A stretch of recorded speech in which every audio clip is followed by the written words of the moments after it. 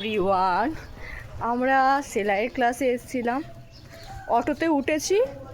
এই পূজা দি বলনি যে কোথায় যাব, মোটামুটি আমি কিছুই নয়, ঠিক আছে? আমার কথাটা বলতে দাও। এবারে আমরা খুব একটা অটোয় করে আসি না। আজকের 36 ডিগ্রি সেলসিয়াস গরম।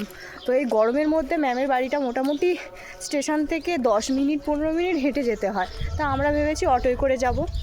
অটোতে এই মহিলা বলেনি কোথায় যাবে। এবারে আমি অটোতে তবু বলছি, উঠে বলছি যে বুড়ি বসালে যাবো।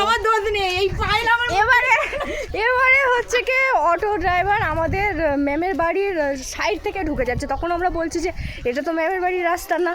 তখন বলছি এই তো এই ঢালাই রাস্তায় নামিয়ে দেবো, এখান থেকে 5 মিনিট। আমরা এখন আধা ঘন্টা ধরে ঘুরছি, ম্যামের বাড়ি এখন আসতে পারিনি। ম্যামকে ভিডিও কল করেছি, ম্যাম বলে দিয়েছে কিভাবে যেতে। আমরা এখন যাচ্ছি।